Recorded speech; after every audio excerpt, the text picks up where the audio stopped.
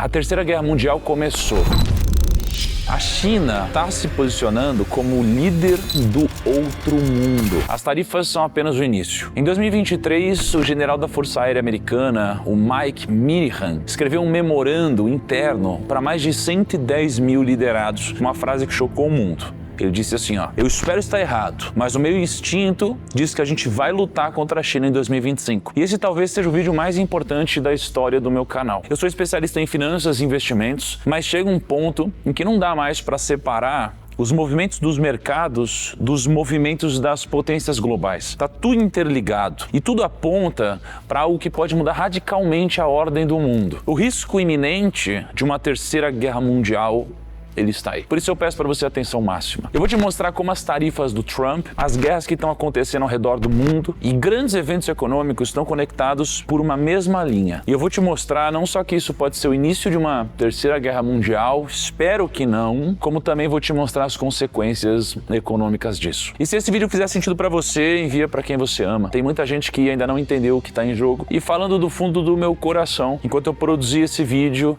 e eu me afundava em madrugada e madrugadas, lendo sobre tudo o que está acontecendo, eu realmente senti que eu precisava fazer esse vídeo de peito aberto para vocês. Então assistam com a mente aberta e, por favor, escutem com sabedoria e discernimento cada palavra que eu disser. Eu realmente fiz um vídeo pensando em ajudar o maior número de pessoas a se prepararem melhor porque está por vir. E para que você possa ter clareza, eu vou dividir esse vídeo da seguinte forma. Na primeira parte, eu vou te explicar a guerra geopolítica que tem acontecido entre Estados Unidos e China. Essa parte é essencial para que você entenda tudo o que eu vou te falar sobre as decisões econômicas importantes. Já na segunda parte, eu vou aprofundar nessas decisões econômicas para que você consiga entender as tarifas, a motivação e as consequências por trás delas. E principalmente, o que fazer com o seu dinheiro caso realmente a gente esteja vendo a guerra mundial batendo na porta. Bom, você está pronto?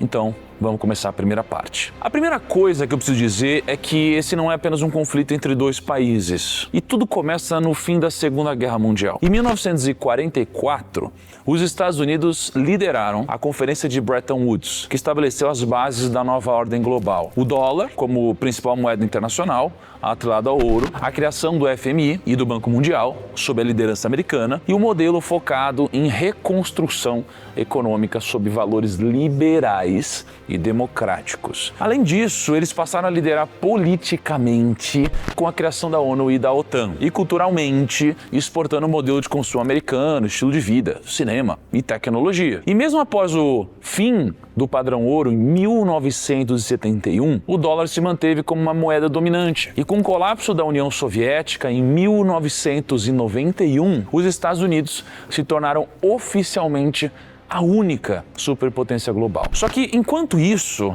a China ela crescia silenciosamente. Nos anos 80, eles começaram reformas econômicas. Na década de 2000, virou potência industrial e aí em 2010 se tornou a segunda maior economia do mundo. Inclusive, tudo isso com uma forte participação dos próprios americanos, que transferiram produção para a China em busca de mão de obra mais barata, permitindo que a China se tornasse a indústria do mundo. No início parecia que a China se tornaria só mais uma rival econômica e que o reflexo de tudo isso era prosperidade e um mundo destinado a estar cada vez mais globalizado. Mas tudo mudou em 2012. Marca essa data, porque a gente teve nesse ano a chegada de Xi Jinping ao poder na China. E para ele, a liderança dos Estados Unidos era nociva e era possível viver uma nova ordem mundial, sendo a China a nova líder global dessa ordem. Por isso, mais do que só criticar, ele começou a articular um novo sistema global. Um exemplo desse pensamento foi em 2023, quando a China lançou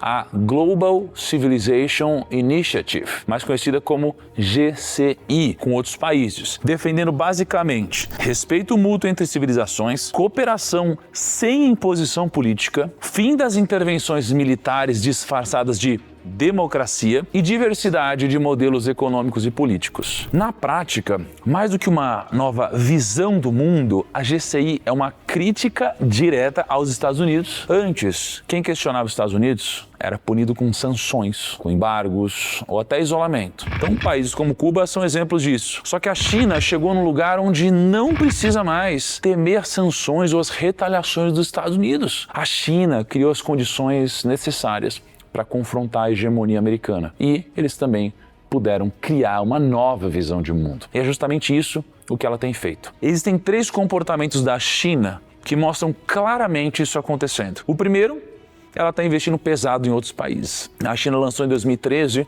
a Belt and Road Initiative, ou Nova Rota da Seda, um mega projeto trilionário para conectar a China, países da Ásia, África, Europa e América Latina, com infraestrutura, energia e transporte. Mais de 150 países já aderiram. E muitos estão agora profundamente dependentes da China, muitos inclusive com grandes dívidas. Por exemplo, em Moçambique a gente tem a Ponte Maputo-Catembé, que é a maior ponte suspensa da África, que foi construída com financiamento chinês. A gente também tem o Porto de Lamu, no Quênia. É uma obra estratégica para conectar o país ao Sudão do Sul e Etiópia. Esse investimento gigantesco deu para a China um nível de influência onde os Estados Unidos hoje não conseguem mais competir. Hoje, dos 54 países africanos, 53 receberam investimentos chineses, o que transformou da África uma grande aliada chinesa. Agora o segundo, ela está ganhando influência diplomática onde os Estados Unidos falharam. Por exemplo, em 2023, a China mediou um acordo histórico entre a Arábia Saudita e Irã, que são 2 rivais históricos no Oriente Médio, algo que nem os Estados Unidos conseguiu fazer em décadas de tentativas. Além disso, a China estreitou laços com vários países, especialmente aqueles que não têm boas relações com os americanos, como por exemplo, Rússia, Venezuela, Síria, Coreia do Norte, Irã e até o Talibã, depois da saída dos Estados Unidos do Afeganistão. A China está se posicionando como o líder do outro mundo, o mundo que não quer mais obedecer aos Estados Unidos. Por fim, um terceiro comportamento: avanços militares que assustam os Estados Unidos. Hoje,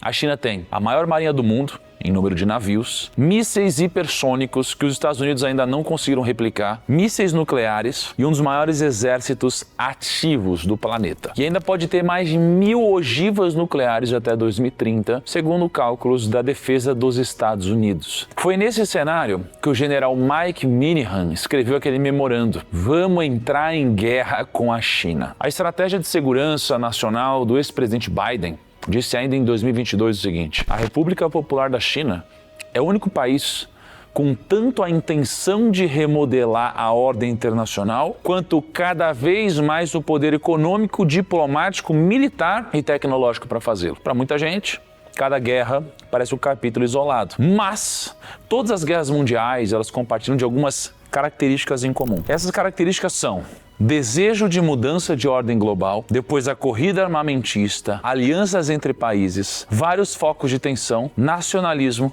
e imperialismo. A primeira característica, eu acabei de te mostrar que é uma realidade. Os Estados Unidos criou uma ordem mundial que a China está cada vez mais contestando. Agora, eu quero te mostrar como as outras características estão se desenrolando. Vamos principais exemplos aqui, ó. Rússia e Ucrânia. Em 2022, a Rússia invadiu a Ucrânia. E desde o início da guerra, a Ucrânia só conseguiu resistir porque contou com o apoio direto dos Estados Unidos e da OTAN. Foram bilhões de dólares em armamentos, em tanques, mísseis, drones, dados de inteligência e tecnologia de guerra e muitas outras coisas. Mas não só isso. Os Estados Unidos fez um grande pacote de sanções contra a Rússia. Tudo para que ela não tivesse poder econômico para se manter em guerra. Porém, do outro lado, a Rússia conta com um apoio discreto, mas muito estratégico. O apoio econômico chinês, que ajudou a Rússia a driblar sanções econômicas. Além disso, outros aliados entraram em cena. O Irã, fornecendo drones kamikazes usados para atacar civis na Ucrânia. Coreia do Norte enviando munições, armamentos, inclusive soldados, para as tropas russas. E qual que é o resultado? O início da terceira característica que precede grandes guerras: as alianças entre os países. Os Estados Unidos e o Ocidente de um lado, o bloco China, Rússia, Irã, Coreia do Norte do outro. Outra guerra que tem uma pitada dessas alianças é a guerra entre Israel e Hamas. De um lado a gente tem Israel, com suporte dos Estados Unidos, e do outro o Hamas, com apoio principalmente do Irã, que é um aliado chinês. A China, nesse caso, tem uma posição neutra. Ela não apoia o Hamas, mas também não condena. Ela prefere atuar como possível mediadora, algo que fortalece a imagem dela de potência pacificadora e se tornando um contraste contra os Estados Unidos, que surge mais uma vez como um país intervencionista. E mais uma vez, A gente tem dois blocos econômicos e militares se enfrentando indiretamente. Só que até aqui você pode pensar, eles se enfrentam indiretamente, mas não tem nenhum conflito direto, tá tranquilo. E bom, é no próximo exemplo que as coisas de verdade trazem desdobramentos que são realmente alarmantes e preocupantes. A China reivindica o Mar do Sul da China, uma região estratégica com vastas reservas de petróleo, de gás natural e que concentra cerca de 1/3 de todo o comércio marítimo global. Essa região hoje é disputada por um total de 7 países, alguns deles com proteção americana, como as Filipinas. E um desses países, na visão da China, não é um país, é uma província rebelde chamada Taiwan. A China já deixou muito claro, a reunificação vai acontecer, pela diplomacia ou pela força. Na verdade, ela tem uma lei criada em 2005 que fala categoricamente que se a unificação não acontecer pelos meios pacíficos, a China vai usar força para unificar a China e Taiwan. Do outro lado, os Estados Unidos também já disse que vai proteger Taiwan. Agora, por que Taiwan é tão importante para os Estados Unidos ao ponto deles quererem interferir numa briga que não é deles? Taiwan se consolidou como o principal polo de semicondutores do mundo, abrigando especialmente a empresa TSMC, que fabrica a maioria dos chips avançados do mundo. São os semicondutores que estão nos seus celulares, carros, aviões, satélites e armas. Os Estados Unidos eram donos de toda a tecnologia e inovação por trás dos semicondutores, mas estava se tornando muito caro manter a produção desses chips nos Estados Unidos. O governo de Taiwan, percebendo esse problema, decidiu então ser a solução americana, se tornando a principal produtora dos chips americanos. Dessa forma, os chips poderiam ser fabricados em Taiwan, ajudando os Estados Unidos a continuar inovando sem se preocupar com o custo para produzir essas inovações. Eles perceberam que assim eles poderiam não apenas prosperar, como eles teriam nos Estados Unidos um possível aliado, caso algum dia a China decidisse cumprir a sua promessa de unificação. E Taiwan acertou em cheio. Hoje, quem controla Taiwan controla a produção da tecnologia global. A TSMC produz 90% dos chips mais avançados do mundo. Por isso, os Estados Unidos não querem deixar Taiwan se tornar a China, pelo menos não enquanto os Estados Unidos se tornem autossuficientes nisso. E eu vou explicar melhor isso já já. Mas não é só os americanos que entraram nessa briga. Os Estados Unidos têm soldados posicionados ali entre Japão, Coreia do Sul e nos arredores da China. E esses países não só permitem, como pedem a presença americana por medo da ascensão chinesa. O Japão já declarou que a segurança de Taiwan é uma questão de segurança nacional, principalmente porque algumas ilhas que pertencem ao Japão, a China também já declarou que historicamente essas ilhas são chinesas. A Coreia do Sul teme não só a China, mas o apoio que ela dá à instável e nuclear Coreia do Norte. E outro país que cada vez mais está se aliando com os Estados Unidos é a Austrália. Eles estão construindo submarinos nucleares e ampliando a presença no Indo-Pacífico, com a ajuda dos Estados Unidos e do Reino Unido. Os eixos da nova guerra estão formados. De um lado, os Estados Unidos, OTAN e alguns países do Indo-Pacífico. Do outro, a China, com Rússia, Irã, Coreia do Norte e países africanos, usando dinheiro, infraestrutura e promessas de proteção mútua. Graças a isso, a corrida armamentista já começou. Só para vocês terem uma ideia, esse foi o gasto da Europa nos últimos anos com defesa. Em 2010, a Europa investiu 30 bilhões de euros em defesa. Em 2024, ela investiu 102 bilhões. Mas a Europa já planeja investir 800 bilhões de euros até 2030. E com isso, a gente vê todas as características de uma guerra acontecendo. A gente tem o desejo de mudança de ordem global, a gente tem a corrida armamentista ao redor do mundo, a gente tem as alianças já praticamente formadas, mesmo ainda com vários países neutros, a gente tem os vários focos de tensão e a gente tem uma China e os Estados Unidos cada vez mais nacionalistas. Exatamente como aconteceu antes das grandes guerras do passado. E no dia 2 de abril de 2025, o presidente dos Estados Unidos, Donald Trump, colocou um novo capítulo nessa história. Ele proclamou o Liberation Day, o famoso tarifaço, quando ele tarifou basicamente o mundo inteiro. It's our declaration of economic independence. My fellow Americans, this is Liberation Day. E agora que você entende todo esse contexto geopolítico, eu consigo te explicar o verdadeiro motivo por trás das tarifas do Trump. Elas não são uma loucura de um presidente egocêntrico. Na verdade, é um plano bem arquitetado. Porque antes de uma guerra ser declarada nos campos de batalha, existem outras guerras que a precedem. O Ray Dalio, o bilionário fundador da Bridgewater Associates, que é o maior hedge fund do mundo, fez um dos maiores estudos, se não o maior, sobre os grandes ciclos econômicos e como as nações fracassam e prosperam. E nesse estudo, ele aponta que antes de uma guerra militar, acontecem as guerras comercial e econômica, guerra tecnológica, guerra geopolítica, guerra de capitais, guerra cultural e a guerra consigo mesmo. Durante décadas, os Estados Unidos transferiram a sua capacidade produtiva para países com mão de obra barata, principalmente a China. Por um lado, o mundo nunca viveu tanta paz e crescimento econômico. Por outro, isso afetou os Estados Unidos, que viu a indústria americana encolher, o próprio país depender de importações, principalmente vindas da China, e viu esse rival estratégico crescer com a sua própria tecnologia. Hoje, a balança comercial dos Estados Unidos são reflexo disso. A balança comercial mede a diferença, entre tudo que o país exporta, que é o que vende para o exterior, e tudo que ele importa, que é o que ele compra do exterior, em bens e produtos. A fórmula é muito simples, é balança comercial igual a exportações menos importações. E a última vez que os Estados Unidos tiveram um superávit na balança comercial foi em 1975. Na visão dos Estados Unidos, esse problema não se tornou só econômico, ele se tornou militar. Um país que não fabrica mais os seus próprios bens, não fabrica mais os seus próprios tanques. E o pior, se tornou também uma guerra tecnológica. Como eu te mostrei antes, a China já vinha ultrapassando os Estados Unidos em áreas tecnológicas críticas. E muitos desses avanços foram possíveis graças a algo assustador. Durante anos, empresas da China compraram chips da NVIDIA, software de inteligência artificial, máquinas de litografia da ASML, que mesmo sendo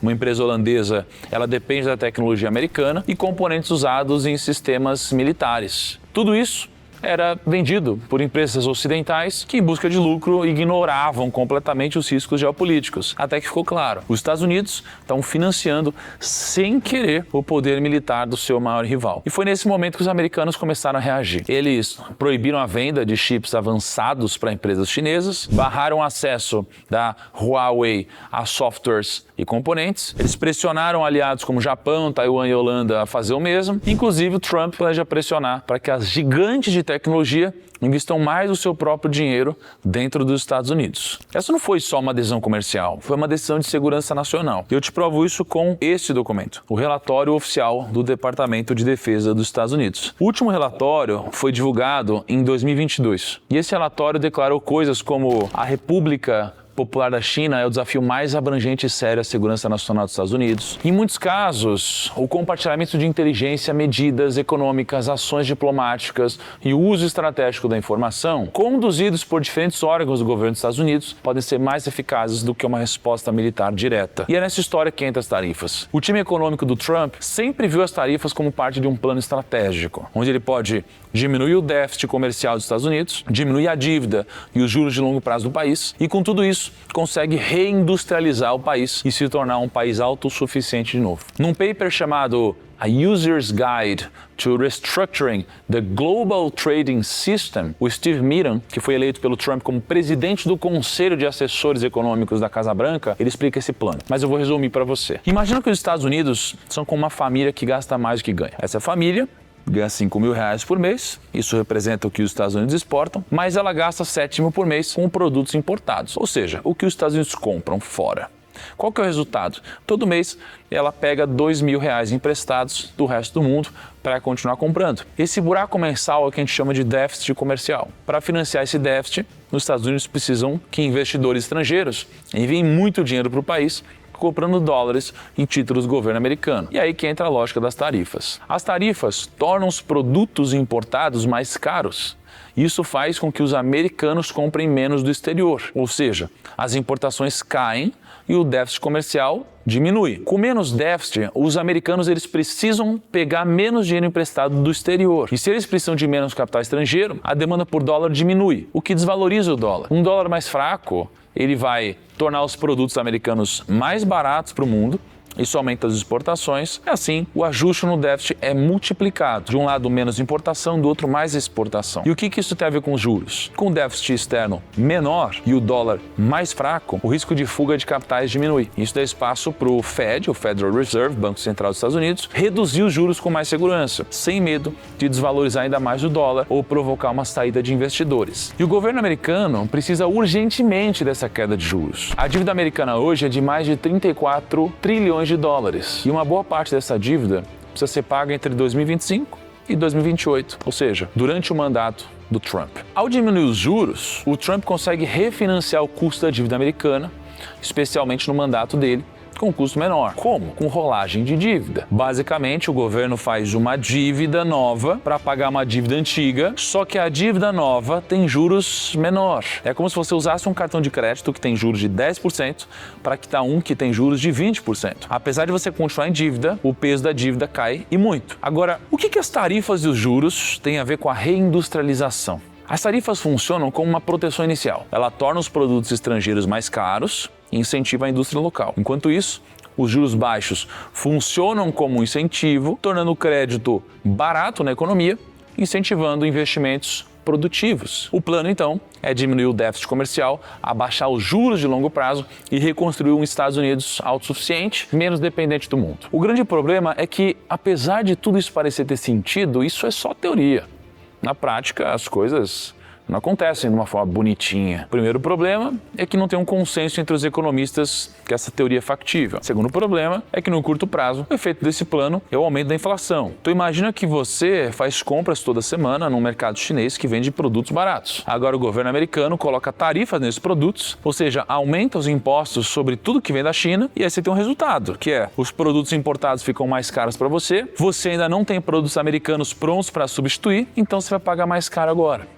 E só depois, quando as indústrias americanas se recuperarem, é que os preços podem cair. Segundo alguns analistas, por exemplo, um iPhone que custa $1.000 poderia se tornar um iPhone de $3.500, caso fosse fabricado hoje nos Estados Unidos. E diferente do que é recomendado, o Trump não só taxou todos os países, como fez isso de uma vez só. É uma loucura, mas talvez esperado, né? Porque no livro dele, A Arte da Negociação, o Trump explica que o principal princípio de negociação é começar sempre com uma posição extrema, quase absurda, para você ganhar margem de manobra e controlar o ritmo da conversa. Ele chama isso de maximalismo estratégico. Nas palavras dele, meu jeito de negociar é simples. Eu miro alto, bem alto, e depois eu insisto até conseguir o que eu quero. Às vezes eu aceito um pouco menos do que eu planejei, mas na maioria das vezes eu acabo conseguindo exatamente o que eu queria. Ele acredita que mostrar força no começo coloca o outro lado na defensiva, forçando concessões. E talvez o grande objetivo dele seja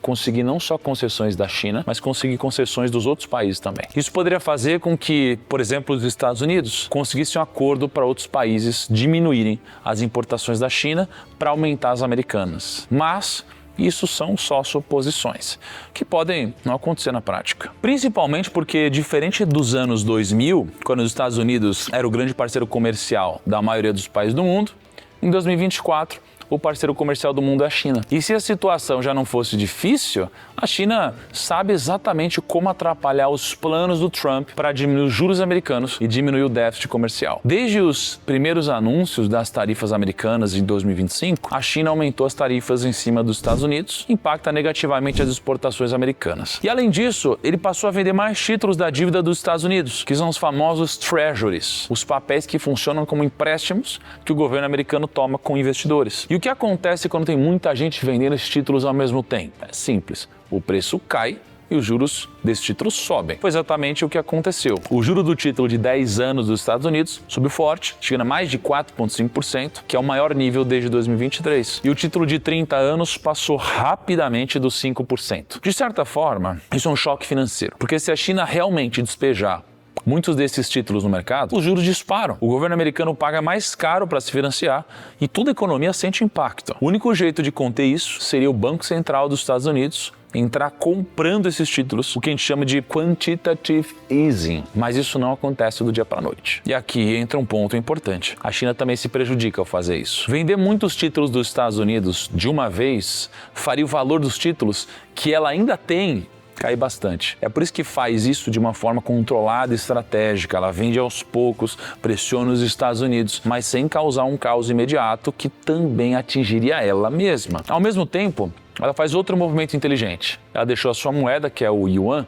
se desvalorizar em relação ao dólar. Isso faz com que os produtos chineses fiquem mais baratos para os americanos, o que compensa parte do impacto das tarifas e mantém os produtos chineses competitivos, mesmo com os impostos altos dos Estados Unidos. É como se a China estivesse dizendo assim, ó, pode colocar tarifa, mas isso não vai sair barato para você. E o resultado é que os efeitos das tarifas americanas estão sendo neutralizados, enquanto os juros de longo prazo nos Estados Unidos estão subindo. Exatamente o oposto do que o governo americano queria. E por que tudo isso? Mais uma vez, a gente não está diante apenas de um conflito econômico, mas sim de um conflito onde o objetivo é mudar ou manter a ordem mundial. E se você acha que isso é insanidade, tem outro investidor que concorda com isso, e o nome dele é Ray Dalio, o fundador do maior hedge fund do mundo. Ele afirmou recentemente o seguinte: é um erro achar que tudo isso é só sobre tarifas. Tarifas são apenas um sintoma. O que está acontecendo agora é sobre reestruturar o sistema global. O que a gente está vendo é um ciclo histórico que se repete sempre que o império em ascensão, no nosso caso a China, ameaça o império dominante, nesse caso os Estados Unidos, e é um ciclo que ele explicou no livro dele, o Princípios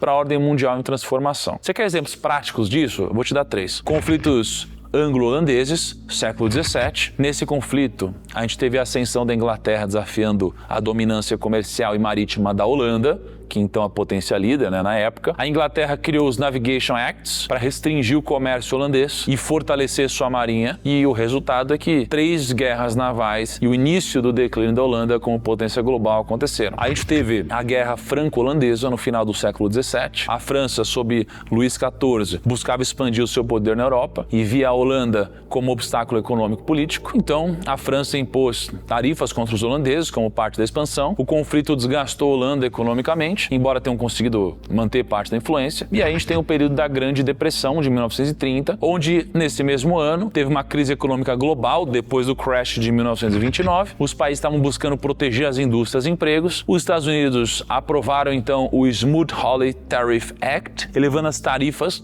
sobre milhares de produtos. Outros países retalharam. Resultado, colapso no comércio global e agravamento da crise, o que aumentou tensões que depois culminaram na Segunda Guerra Mundial. Então você percebe, o que a gente está vendo não é tão novo assim.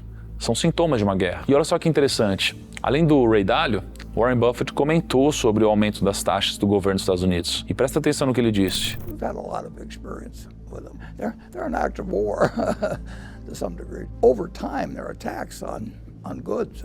Tarifas, nós temos muita experiência com elas, são um ato de guerra. Então, a pior posição para o investidor é acreditar que vai continuar tudo igual. Em um momento de grandes transições geopolíticas, o pior erro é ficar parado, achando que o mundo vai seguir como sempre foi. O mundo que vem pela frente não vai ser igual aos últimos 30 anos. E bom, agora que você entende o que a gente está vendo, chegou a hora de a gente se preparar. E como que a gente vai fazer isso? Bom, eu vou te dar 3 pilares fundamentais. O primeiro, uma alocação estrutural. Investir no longo prazo se trata menos de escolher o ativo, o melhor ativo, e se trata mais de quais tipos de ativos você tem dinheiro investido e o quão bem eles funcionam juntos. Teve um estudo feito entre 1990 e 2015 que mostra exatamente isso. Dá uma olhadinha nessa imagem. Esses círculos abaixo de cada país representam quantos fundos foram estudados em cada amostra. Então, nos Estados Unidos, por exemplo, 709 fundos foram analisados e 91,1% do retorno foi explicado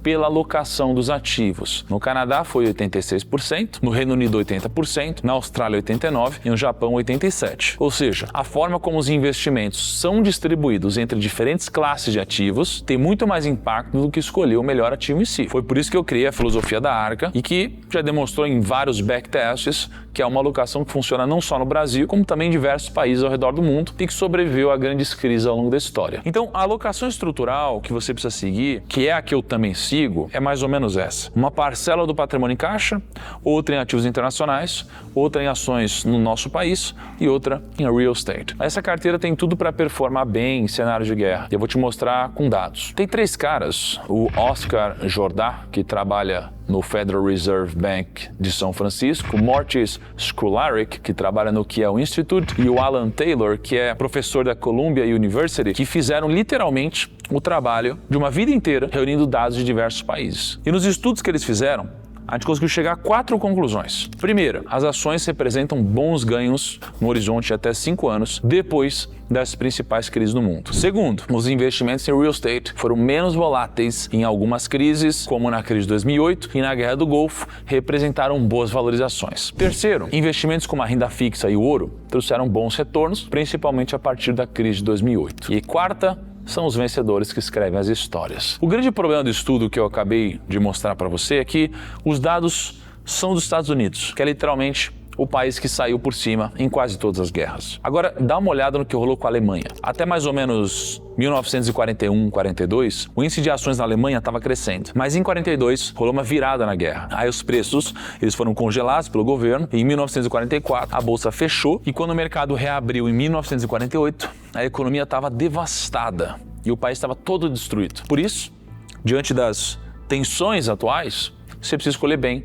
em quais países você vai colocar o seu dinheiro. E nessa parte, o estudo nos mostra algo muito interessante. Olha o que aconteceu com a Suíça, por exemplo, que foi um país neutro durante a guerra. Um ano depois que a Segunda Guerra Mundial terminou, enquanto as ações dos Estados Unidos caíram 8,6%, na Suíça o mercado de ações subiu 7,59%. E 3 anos depois, os Estados Unidos cresceram 0,93% ao ano, a Suíça cresceu 3,86% ao ano. Assim como eles perceberam, o Ray Dalio percebeu, e no livro dele, que ele precisa ter exposição a outros países. E países neutros como Suíça e até mesmo o nosso Brasil são alternativas. Agora, o terceiro pilar importante é esse, ó. Nunca subestime o poder do caixa e dos metais preciosos. Olha, por exemplo, o que o maior investidor do mundo, Warren Buffett, tem feito. Esse gráfico que vocês estão vendo aí na tela é o histórico do caixa da Berkshire Hathaway desde 1996 até hoje. Então, repara que antes, na história, a Berkshire nunca atingiu a posição de caixa que ela tem agora, ou seja, o dinheiro em dólares que não está comprado em nenhuma ação ou outro tipo de investimento. Hoje o Buffett tem pouco mais de 334 bilhões de dólares paradinhos, esperando algum crash no mercado para poder comprar mais. E detalhe, o Buffett vem recomprando ações da Berkshire por 24 trimestres consecutivos. Agora adivinha o que aconteceu no terceiro e quarto trimestre de 2024? O Buffett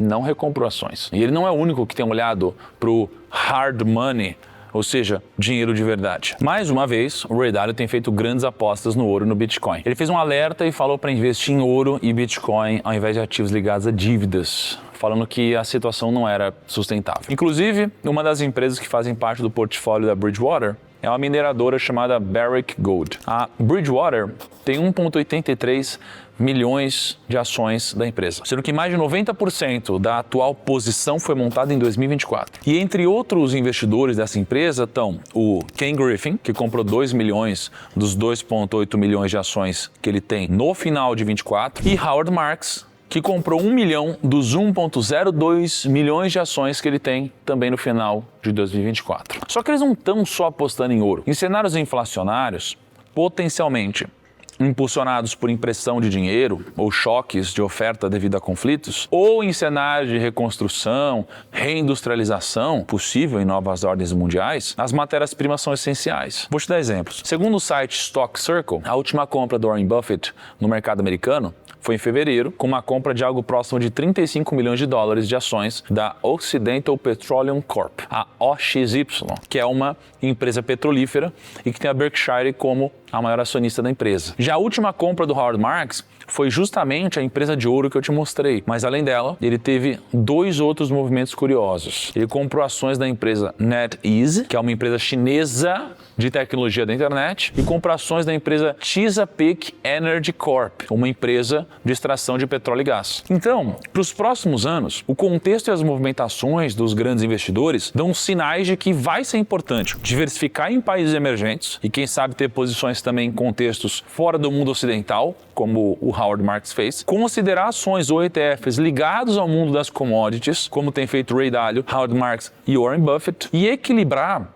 a necessidade de liquidez com o risco de inflação. Não manter, então, todo o porto seguro em dinheiro, diversificar também com ativos como ouro, que tem aí bem em contextos de guerra, considerar também investir em países neutros, como a Suíça foi no passado, e felizmente, para nós, o Brasil entra como uma possibilidade também. E considerar também o investimento em Bitcoin e outros criptoativos, por conta da natureza descentralizada e da oferta limitada, também faz sentido. Se você fizer tudo isso, eu tenho certeza que você vai estar muito mais preparado caso a gente veja uma terceira guerra mundial de fato acontecer. Agora, talvez esse vídeo tenha te deixado preocupado. E sinceramente, você deveria mesmo. Tudo que eu disse é sério e é uma opinião que não é só minha, como de grandes investidores, como eu mencionei. E no meio de tudo isso tem o Brasil. Em caso de uma escalada entre Estados Unidos e China, a Bolsa Brasileira pode reagir de duas formas, dependendo do que o Brasil fizer. Se o país for visto como um aliado confiável e fornecedor estratégico de commodities, por exemplo, ele pode atrair capital externo e ter um desempenho positivo em setores como mineração, a Vale, agronegócio, SLC, Agrícola, JBS, Marfrig, energia, como a Petrobras, Eletrobras. Mas se o país for visto como instável, ele pode perder credibilidade internacional, sofrer fuga de capitais.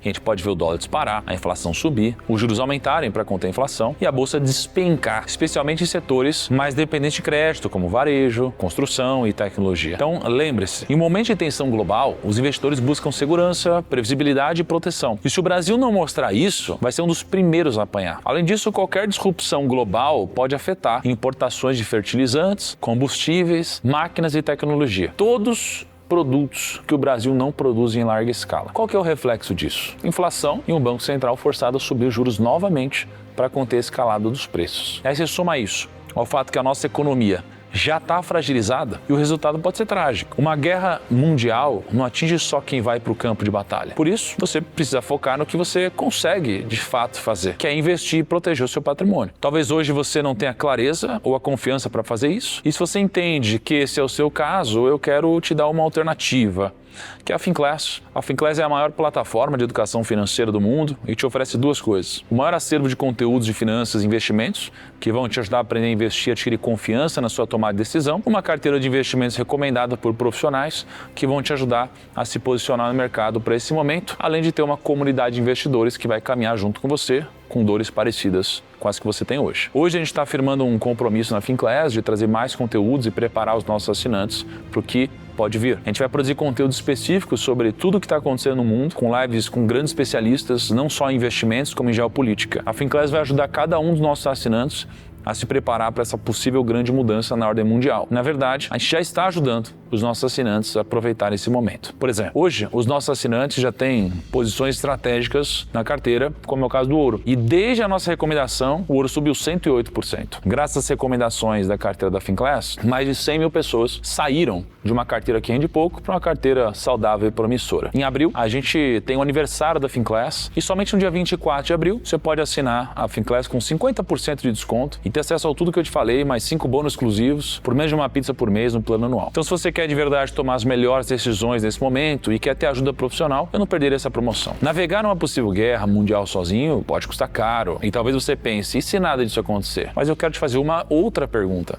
E se acontecer? Se daqui a alguns meses as manchetes forem confirmando tudo que a gente discutiu aqui, se a economia entrar em colapso, se uma nova guerra de proporções mundiais estourar, você vai estar pronto? Sabe, no fundo, não é sobre tentar prever o futuro com exatidão, é sobre estar preparado para qualquer futuro, para que você não precise olhar para trás e pensar, eu podia ter feito algo, porque subestimar o que está por vir pode ser o erro mais caro da sua vida. Então, não perca essa chance, tá? Para você assinar a Finclass, vou deixar um link na descrição e um QR Code aqui na tela. Bom, esse aqui não é um vídeo para te vender a Finclass ou só te vender uma plataforma, não é isso. Eu realmente estou preocupado. Se acontecer mesmo uma guerra, eu sinceramente nunca passei por isso na minha vida e seria uma situação desagradável, né? Desagradável, muito pior que isso. Mas eu realmente espero que a gente possa passar pelas turbulências da vida, sofrer no mínimo possível. E saiba que em tantos momentos de crise eu já estive por aqui e eu espero continuar aqui por muitos e muitos anos acompanhando você na sua jornada, tá bom? Obrigado por ficar comigo nesse vídeo até o final. Um grande abraço e tchau.